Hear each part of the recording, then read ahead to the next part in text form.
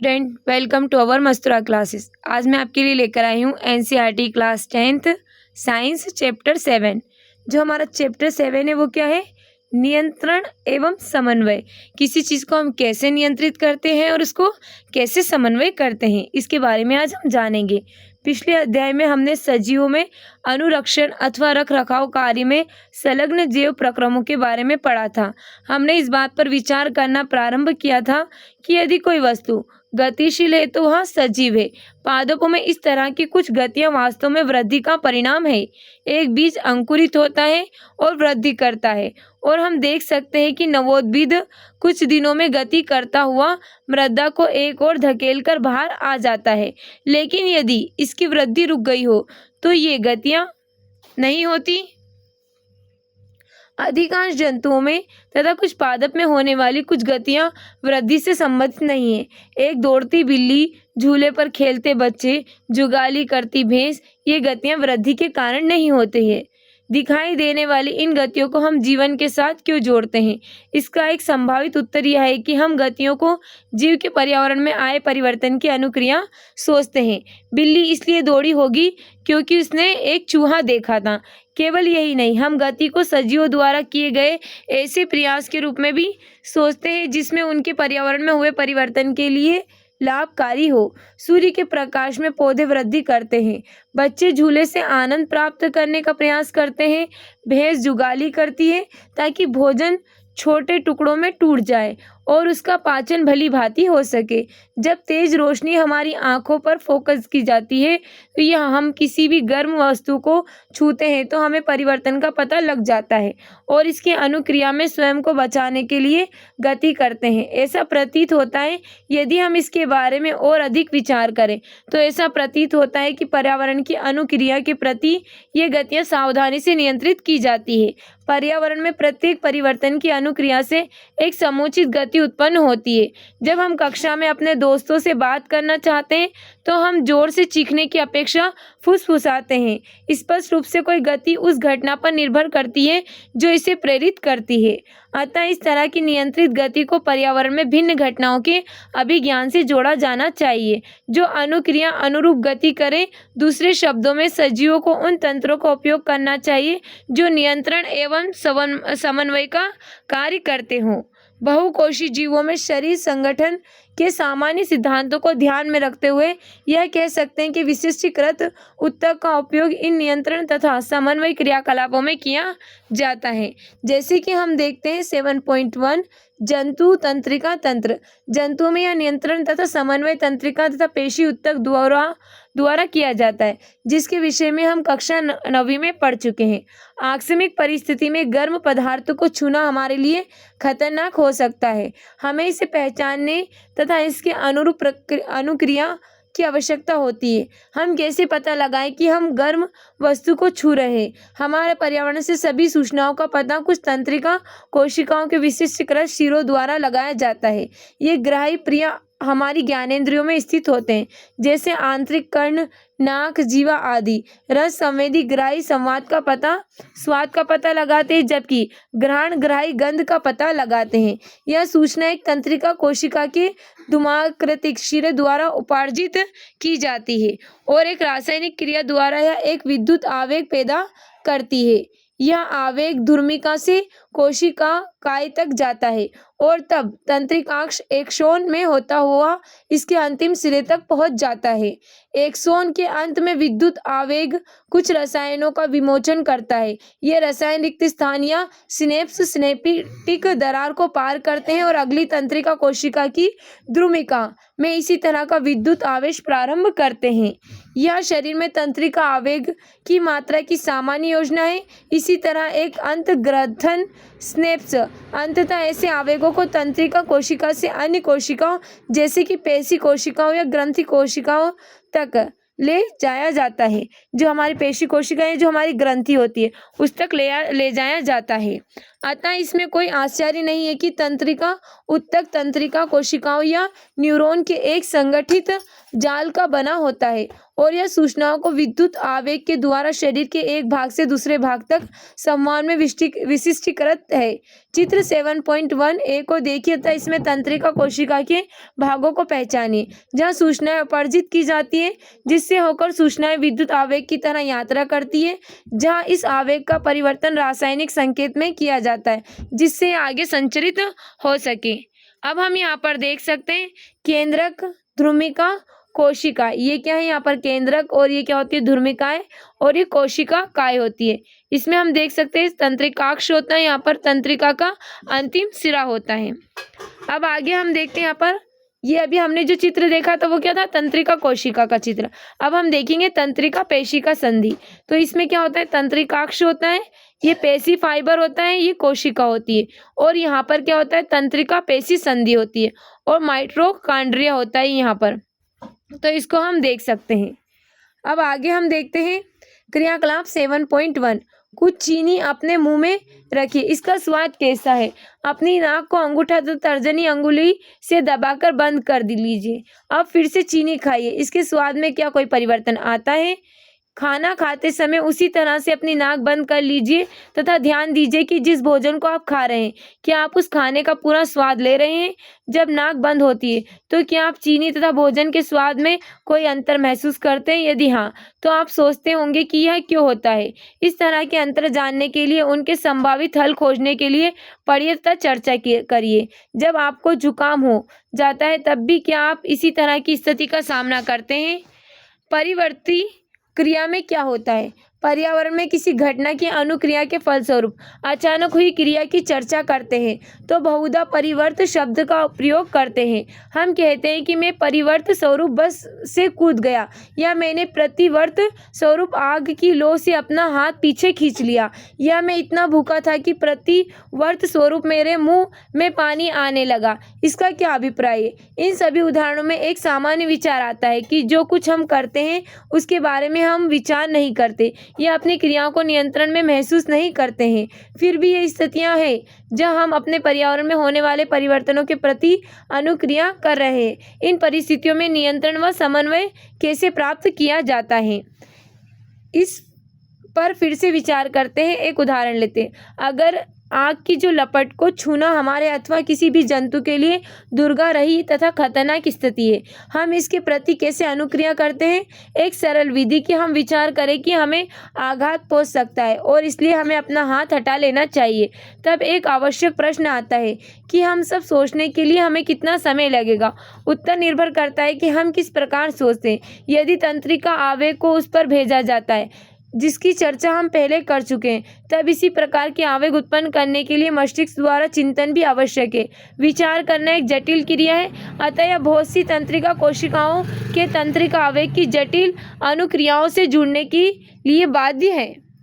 यदि यह वस्तु स्थिति तो कोई आश्चर्य नहीं है कि हमारे शरीर में सोचने वाले ऊतक जटिल रूप से व्यवस्थित न्यूरॉन के घने जाल से बने हैं या खोपड़ी में अग्र सिरे पर स्थित है तथा शरीर के सभी हिस्सों से संकेत प्राप्त करते हैं तथा उन पर अनुक्रिया से पहले विचार करते हैं। निसंदेह संकेत प्राप्त करने के लिए खोपड़ी में मस्तिष्क का सोचने वाला भाग तंत्रिकाओं द्वारा शरीर के विभिन्न भागों से जुड़ा होना चाहिए। इसी तरह यदि मस्तिष्क का यह भाग पेशियों को गति करने का आदेश देता है तो तंत्रिकाएं इन संकेतों को शरीर के विभिन्न भागों तक पहुंचाने का कार्य करती है। हम किसी गर्म वस्तु को छुएं और हमें यह सब करना पड़े तो इसमें काफ़ी समय लगेगा कि हम जलन महसूस कर सकते हैं। शरीर की डिजाइन किस तरह इस समस्या का हल करती है। ऊष्मा के संवेदन के बारे में सोचने की अपेक्षा यदि जो तंत्रिकाएं ऊष्मा का पता लगाती है उन्हें उन तंत्रिकाओं से जोड़ा जाए जो पेशियों को गति कराती है, तो जो प्रक्रम आगम संकेतों का पता लगाने तथा तदनुसार निर्गम क्रिया को करने का कार्य करता है वह अतिशीघ्र पूरा हो जाता है। आमतौर पर इस तरह के संबंधन को परिवर्ती चाप कहते हैं। इस प्रकार परिवर्ती चाप को संबंधन आगत तंत्रिका तथा निर्गत तंत्रिका के मध्य कहाँ होना चाहिए। सबसे उपयुक्त स्थान शायद वही बिंदु होगा जहाँ सबसे पहले वे एक दूसरे से मिलते हैं। पूरे शरीर की तंत्रिकाएं मेरुरज्जा मस्तिष्क को जाने वाले रास्ते में एक बंडल में मिलती है। प्रतिवर्ती चाप इसी मेरुरज्जा में बनते हैं। यद्यपि आगत सूचनाएं मस्तिष्क तक भी जाती है। अधिकतर जंतुओं में प्रतिवर्ती चाप इसलिए विकसित हुआ है क्योंकि इनके मस्तिष्क के सोचने का प्रक्रम बहुत तेज नहीं है। वास्तव में अधिकांश जंतुओं में सोचने के लिए आवश्यक जटिल न्यूरॉन जाल या तो अल्प या फिर अनुपस्थित होता है। अतः यह स्पष्ट है कि वास्तविक विचार प्रक्रम अनुपस्थिति में प्रतिवर्ती चाप का दक्ष कार्य प्रणाली के रूप में विकास हुआ है। यद्यपि जटिल न्यूरॉन जाल के अस्तित्व में आने के बाद भी प्रतिवर्ती चाप तुरंत अनुक्रिया के लिए एक अधिक दक्ष प्रणाली का रूप में कार्य करता है। अब हम यहाँ पर देख सकते हैं प्रतिवर्ती चाप का हमको यहाँ पर चित्र दिखाई दे रहा है। सबसे पहले हम यहाँ पर देखते हैं ग्राही ऊष्मा दर्द त्वचा में ग्रह, फिर यहाँ पर क्या होता है कार्यरर, फिर यहाँ पर देखते हैं संवेदी तंत्रिका कोशिका जो हमको दिखाई दे रही है, प्रेरक तंत्रिका कोशिका, और फिर हम यहाँ पर देखते हैं प्रतिसारण तंत्रिका कोशिका जो हमको दिखाई गई है। यहाँ पर होता है मेरुरज्जु और यहाँ पर होता है मस्तिष्क के लिए संदेश, मस्तिष्क को क्या मिल रहा है, यहाँ पर संदेश मिल रहा है। तो ये क्या प्रतिवर्ती चाप का चित्र हमको दिखाया गया है। क्या आप उन घटनाओं के क्रम को खोज सकते हैं जो आपकी आंखों में तेज प्रकाश फोकस करने पर होती है। मानव मस्तिष्क, क्या मेरुरज्जा का कार्य केवल प्रतिवर्ती क्रिया है? निश्चित रूप से नहीं, क्योंकि हम जानते हैं कि हम सोचने वाले प्राणी हैं। मेरुरज्जा तंत्रिकाओं की बनी होती है जो सोचने के लिए सूचनाएं प्रदान करती है। सोचने में अधिक जटिल क्रियाविधि तथा तंत्रिक संबंधन होते हैं। ये मस्तिष्क में सकेंद्री होते हैं जो शरीर का मुख्य समन्वय केंद्र है। मस्तिष्क तथा मेरुरज्जी केंद्र तंत्रिका तंत्र बनाते हैं। ये शरीर के सभी भागों से सूचनाएं प्राप्त करते तथा इसका समाकलन करते हैं। हम अपनी क्रियाओं के बारे में भी सोचते हैं। लिखना, बात करना, एक कुर्सी, घूमना, किसी कार्यक्रम के समाप्त होने पर ताली बजाना इत्यादि ऐच्छिक क्रियाओं के उदाहरण है जो आगे क्या करना है के निर्णय पर आधारित है। अतः मस्तिष्क को भी पेशियों तक संदेश भेजने होते हैं। यह दूसरा मार्ग है जिसमें तंत्रिका तंत्र पेशियों में संचार भेजता है। केंद्रीय तंत्रिका तंत्र शरीर के अन्य भागों में संचार को परिधि तंत्रिका तंत्र सुगमता प्रदान करता है जो मस्तिष्क से निकलने वाली कपाल तंत्रिकाओं तथा मेरुरज्जा से निकलने वाली मेरु तंत्रिकाओं से बना होता है। इस प्रकार मस्तिष्क हमें सोचने की अनुमति तथा सोचने पर आधारित क्रिया करने की अनुमति प्रदान करता है। जैसे कि आपको संभावना होगी, यह एक जटिल अभिकल्पना द्वारा मस्तिष्क के विभिन्न भागों से जो भी विभिन्न आगत एवं निर्गत सूचनाओं को समाकलित करने के लिए उत्तरदायी है पूरा किया जाता है। मस्तिष्क में इस तरह के 3 मुख्य भाग या क्षेत्र होते हैं जिनके नाम अग्र मस्तिष्क, मध्य मस्तिष्क तथा पश्च मस्तिष्क है। जैसा कि हम यहाँ पर देख सकते हैं मानव मस्तिष्क, मानव मस्तिष्क का हमको चित्र दिखाया गया है। ये क्या हमारा अग्र मस्तिष्क, हाइपोथैलेमस पीयूष ग्रंथि, पश्च मस्तिष्क पानस मेडुला, और यहाँ पर क्या अनु मस्तिष्क और ये मेरुरज्जा, ये मध्य मस्तिष्क कपाल खोपड़ी और ये प्रेम मस्तिष्क हमको दिखाया गया है। प्रमस्तिष्क हमको दिखाया गया है तो हम यहाँ पर इसको देख सकते हैं। अब आगे हम देखते हैं मस्तिष्क का मुख्य सोचने वाला भाग अग्र मस्तिष्क है। इसमें विभिन्न गहराई से संवेदी आवेग सूचनाएं प्राप्त करने के लिए क्षेत्र होते हैं। अग्र मस्तिष्क के अलग अलग क्षेत्र सुनने, सूंघने, देखने आदि के लिए विशिष्टीकृत है। इसमें सहचारी के क्षेत्र पृथक होते हैं जहाँ इन संवेदी सूचनाओं, अन्य गहराई से प्राप्त सूचनाओं एवं पहले से मस्तिष्क में एकत्र सूचनाओं का अर्थ लगाया जाता है।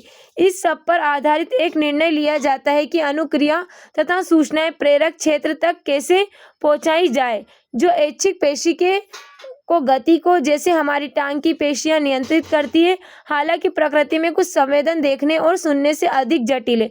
जैसे हम कैसे पता लगाते हैं कि हम पर्यावरण में हमें पर्याप्त भोजन खा चुके हैं, हमारा पेट पूरा भरा है, या जानने के लिए एक भूख से संबंधित केंद्र है जो अग्र मस्तिष्क में अलग भाग थे। मानव मस्तिष्क के नामांकित चित्र का अध्ययन कीजिए। हम देख चुके हैं कि विभिन्न भागों के विशिष्ट कार्य। अपने अध्यापक से परामर्श करके प्रत्येक भाग के कार्य का पता लगाइए। आइए प्रतिवर्त शब्द का दूसरा उपयोग भी देखते हैं। जैसे कि हमने प्रारंभ में चर्चा की थी, जब हम किसी ऐसे खाद्य पदार्थ को देखते हैं जिसे हम पसंद करते हैं तो अनायास ही हमारे मुंह में पानी आ जाता है। हृदय स्पंदन के बारे में हम ना भी सोचे तब भी यह होगा। वास्तव में इनके बारे में सोचकर या चाहकर भी आसानी से हम इन क्रियाओं पर नियंत्रण नहीं कर सकते हैं। क्या हमें सांस लेने के लिए, भोजन पचाने के लिए सोचना या याद करना पड़ता है? अतः सामान्य प्रतिवर्ती क्रिया जैसे पुतली के आकार में परिवर्तन तथा कोई सोची क्रिया जैसे कुर्सी खिसकाना के माध्य एक और पेशी गति का सेट है जिस पर हमारे सोचने का कोई नियंत्रण नहीं है। इन अनैच्छिक क्रियाओं में से कई मध्य मस्तिष्क तथा पश्च मस्तिष्क से नियंत्रित होती है। सभी अनैच्छिक क्रियाएं जैसे रक्तदाब, लार आना, वमन पश्च मस्तिष्क में स्थित मेडुला द्वारा नियंत्रित होते हैं। कुछ क्रियाएं जैसे एक सीधी रेखा में चलना, साइकिल चलाना, एक पेंसिल उठाना पर विचार कीजिए। ये पश्च मस्तिष्क में स्थित भाग अनुमस्तिष्क द्वारा ही संभव है, जो ऐच्छिक क्रियाओं की परिशुद्धि तथा शरीर की संस्थिति तथा संतुलन के लिए उत्तरदायी है। कल्पना कीजिए यदि हम इनके बारे में नहीं सोच रहे और ये सभी घटनाएं काम करना बंद कर दें तो क्या होगा?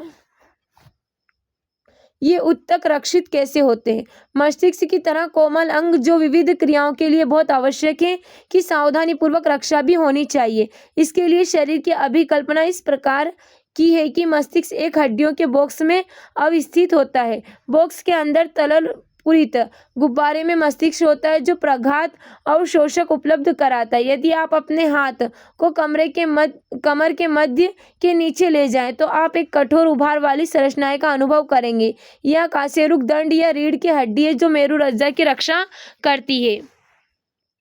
तंत्रिका उत्तक कैसे क्रिया करता है? अब तक हम तंत्रिका उत्तक की चर्चा कर रहे थे, कैसे सूचना एकत्र करता है, इन्हें शरीर में भेजता है और सूचनाओं को संसाधित करता है, सूचनाओं के आधार पर निर्णय लेता है और पेशियों तक क्रिया के लिए निर्णय को संवाहित करता है। दूसरे शब्दों में जब हम क्रिया या गति संपन्न होती है तो पेशी उत्तक अंतिम काम करेंगे। जंतु पेशी कैसे गति करती है? जब तंत्रिका आवेग पेशी तक पहुंचता है तो पेशी को गति करनी चाहिए। एक पेशी कोशिका कैसे गति करती है? कोशिकी स्तर पर गति के लिए सबसे सरल धारणा है कि पेशी कोशिकाएं अपनी आकृति बदलकर गति करती है। अतः आगामी प्रश्न है कि पेशी कोशिकाएं आकृति कैसे बदलती है? इनका उत्तर कोशिकी अवयव के रसायन में निहित है। पेशी कोशिकाओं में विशेष प्रकार की प्रोटीन होती है जो उनकी आकृति तथा व्यवस्था दोनों को ही बदल देती है। कोशिका में यह तंत्रिका विद्युत आवेग की अनुक्रिया के फलस्वरूप होता है। जब यह घटना होती है तो इन प्रोटीन की नई व्यवस्था पेशी की नई आकृति देती है। स्मरण कीजिए जब हमने कक्षा 9वीं में पेशी उत्तक की चर्चा की थी तब भिन्न प्रकार की पेशियां जैसे ऐच्छिक पेशियां तथा अनैच्छिक पेशियां थी। अब तक हमने जो चर्चा की है इसके आधार पर आपके विचार में इनमें क्या अंतर हो सकता है? अब हमें यहाँ कुछ क्वेश्चन दिए गए, इनके आंसर आप कमेंट बॉक्स में कमेंट करना। अब हम आगे देखते हैं पादपों में समन्वय। शरीर की क्रियाओं के नियंत्रण तथा समन्वय के लिए जंतुओं में तंत्रिका तंत्र होता है, लेकिन पादप जो होते हैं उनमें ना तो तंत्रिका तंत्र होता है ना ही पेशियां होती है। अतः वे उद्दीपन के प्रति अनुक्रिया कैसे करते हैं? जब हम छुई मुई के पादप की पत्तियां छूते हैं तो वे मुड़ना प्रारंभ कर देते तथा नीचे झुक जाती है। जब एक बीज अंकुरित होता है तो जड़ें नीचे की ओर जाती है तथा तना ऊपर की ओर आता है। जानते हो क्या होता है? छुई मुई की पत्तियां स्पर्श की अनुक्रिया से बहुत तेजी से गति करती है। इस गति से वृद्धि का कोई संबंध नहीं है। दूसरी ओर नवोद्भिद की दिशिक गति वृद्धि के कारण होती है। यदि इसकी वृद्धि को किसी प्रकार रोक दिया जाए तब यह कोई गति प्रदर्शित नहीं करेगा।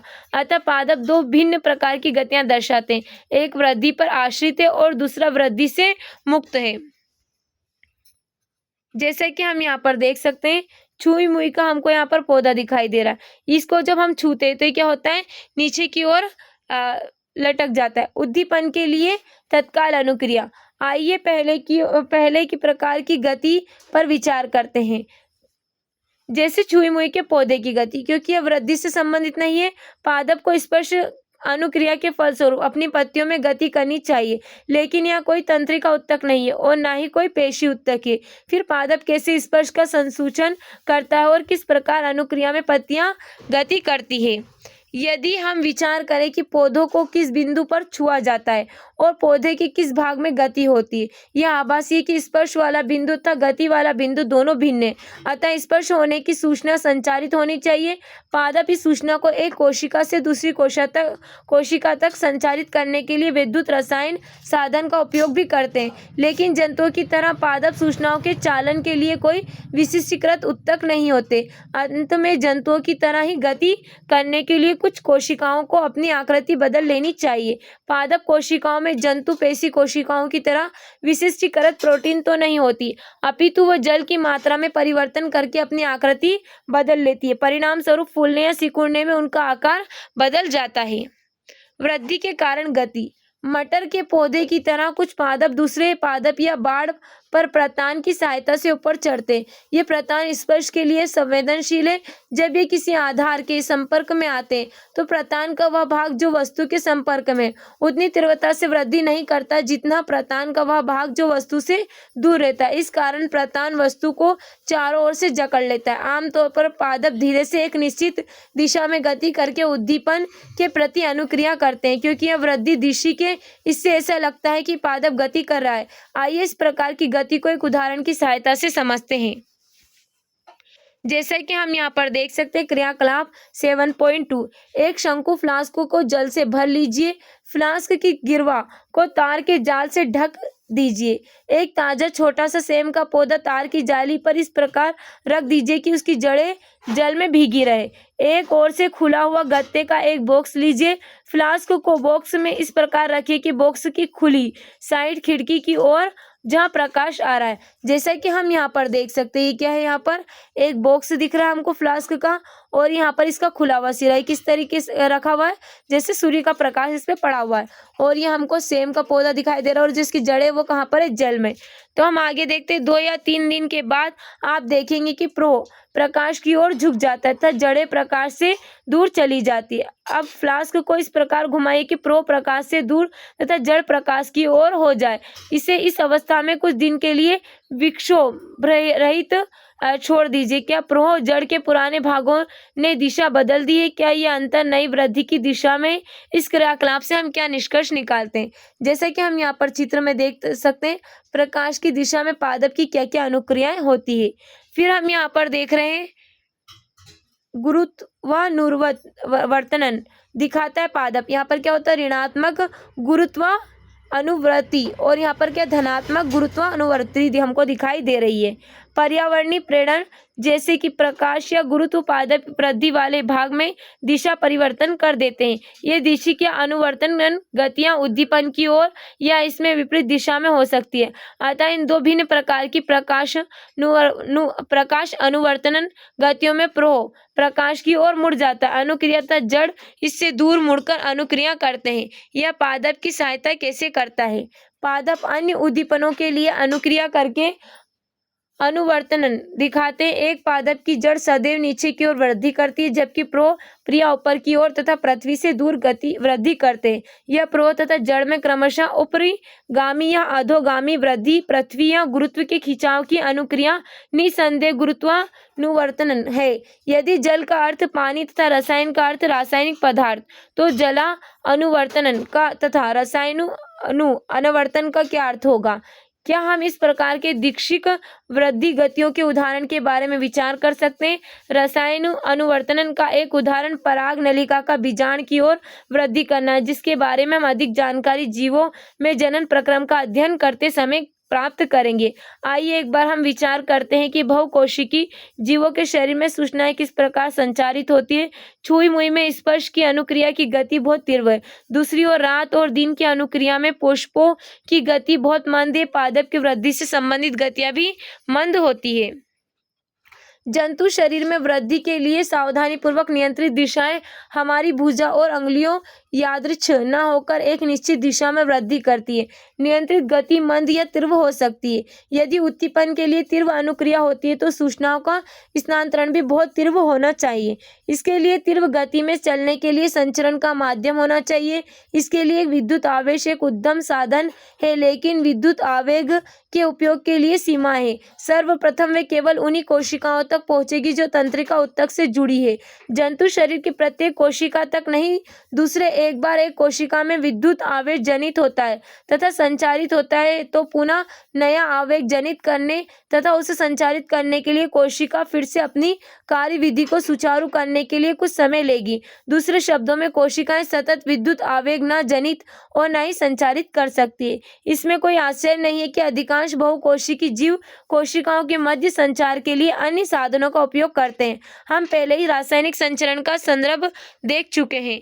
यदि एक विद्युत आवेग जनित करने के अलावा उद्दीपित कोशिकाएं एक रासायनिक यौगिक निर्मोचित करना प्रारंभ कर दे तो यह यौगिक आसपास की सभी कोशिकाओं में विस्तृत हो जाएगा। यदि आसपास की अन्य कोशिकाओं के पास इस यौगिक को संसूचित करने के लिए साधन हो तो उनकी सतह पर विशेष अणुओं का उपयोग करके वे सूचनाओं का अभिज्ञान करने योग्य होंगे तथा इन्हें संचारित भी करेंगे। हालांकि यह प्रक्रम बहुत धीमा होगा, लेकिन यह तंत्रिका संबंधन के बिना भी शरीर की सभी कोशिकाओं तक पहुंचेगा तथा इसे अपरिवर्ती तथा स्थायी बनाया जा सकता है। बहुकोशिकी जंतुओं द्वारा नियंत्रण एवं समन्वय के लिए प्रयुक्त यह हार्मोन हमारी आशा के अनुरूप विविधता दर्शाते हैं। विविध पादप हार्मोन वृद्धि, विकास तथा पर्यावरण के प्रति अनुक्रिया के समन्वय में सहायता करते हैं।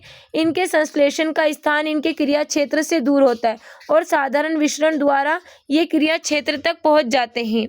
आइए हम एक उदाहरण लेते हैं जो हम पहले कर चुके हैं। क्रियाकलाप 7.2 जब वृद्धिकर्ता पादप प्रकाश को संसूचित करता है। एक हार्मोन जिसे ऑक्सिन कहते हैं यह प्रो के अग्रभाग टिप में संश्लेषित होता है तथा कोशिकाओं की लंबाई में वृद्धि में सहायक होता है। जब पादप एक ओर से प्रकाश आ रहा है तब ऑक्सिन विस्तृत होकर प्रो के छाया वाले भाग में आ जाता है। प्रो की प्रकाश से दूर वाली साइड में ऑक्सिन का सांद्रण कोशिकाओं की लंबाई में वृद्धि के लिए उद्दीपित करता है, अतः पादप प्रकाश की ओर मुड़ता हुआ दिखाई देता है।